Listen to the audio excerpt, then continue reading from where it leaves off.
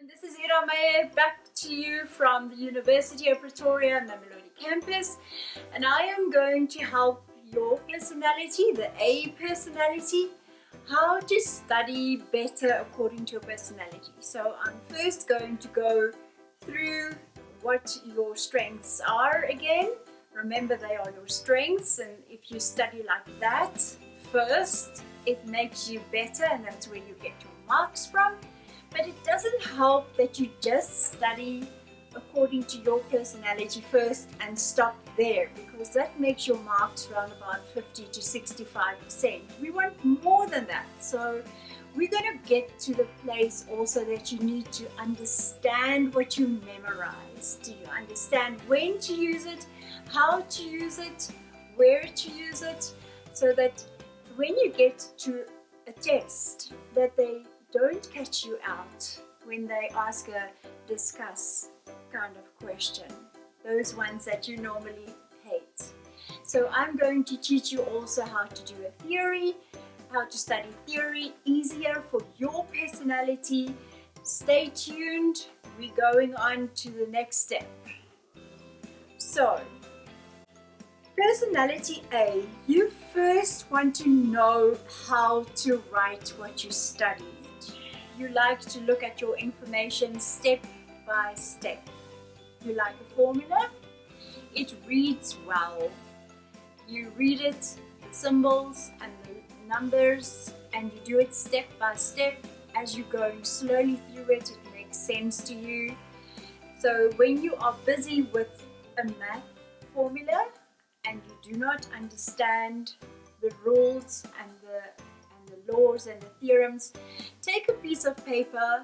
When you are making your notes for maths, you write your formula on the left side of the page. You'll see there's still space on the right side of the page. Now put a straight line from the top of the page through the middle right down to the bottom, and on the right side of your formula you write your rules, laws, definitions, theorems that makes sense because of the formula. So those that are connected to the formula or the graph that you have on the left side of the page, so that you can actually make sense out of the theorems because it's connected to the formula that makes sense to you. A graph you read and you can see the detail. The y and x-axis makes sense to you and you won't leave them out. Your format is important to you. The format in which you write something, you want it to be structured. So you prefer your information structured. If you do accounting science, for instance, then first look at how it is written before you look at the theory. You want to see how it's written before you look at the theory. Then details. You are very good at detail. You normally do not make detail mistakes, unless you sleep too little before you go and write. So be careful of that one. We already spoke about it. Details, and you remember detail words, keywords. Look at those keywords before you start a chapter. Look at those keywords in your summary of your chapter. Those are important for you, makes it easier for you to tackle your chapter. Then you prefer facts and memorizing facts and connecting them. They make more sense to you when you connect facts together, and then you can actually get to the point of explaining something, or you see it as a circle of information. You prefer that above reading theory. So that is your way of taking in information. So you do look at theory, you just do it bullet form, looking at facts and important words. Your personality, we said, writes everything that you are studying. So when you are writing, you do your own notes because you are scared that other people leave out important detail. So it's important for you to do your notes. Other people might say that you shouldn't write everything over, but for you, if you do not write, you cannot think. You do it in a bullet form, or if it's a formula, you do it step by step so that you can follow the reasoning. Now let's look at how you write theory. When you look at a theory chapter, let's have a look at this screen. When you look at a theory chapter, always first look at the chapter name. Write it down on a piece of paper at the top. Now look at how many headings there are in the chapter. Write down the headings: heading 1, heading 2, heading 3, heading 4. Let's say there's 4 headings in the chapter. Once you've done that, stop for a while. Now, look at this. This chapter is about this, heading 1, this chapter, heading 2, this, heading 3, and this, heading 4. This makes you more inquisitive about the rest of the information. Before you start, first know that this page is only for structure. So do not write tables or anything underneath this. You write your chapter name, your headings, and underneath your headings you write your subheadings. Your subheadings will be sometimes more, sometimes less. Write them underneath the headings. Once you've done that, now look at your chapter. If you do not understand a subheading, look at that bold word underneath it. The bold word is normally the sentence around it, is normally a definition of what the subheading is about. This will make your whole chapter much less overwhelming. Now you can start doing your notes the way you do it normally.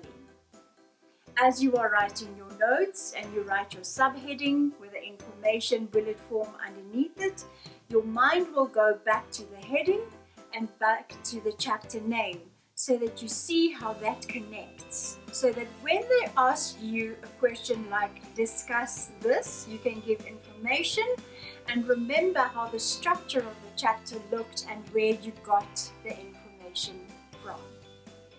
This is how you start your theory chapters.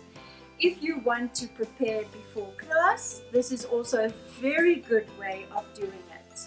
For my students, look at your study guide and do the chapter like this. If you have done it like this, theory becomes much less overwhelming for you. It becomes facts, the way you like to take in information. The next one under personality A is memory. You prefer to memorize, and that is where you get your marks from.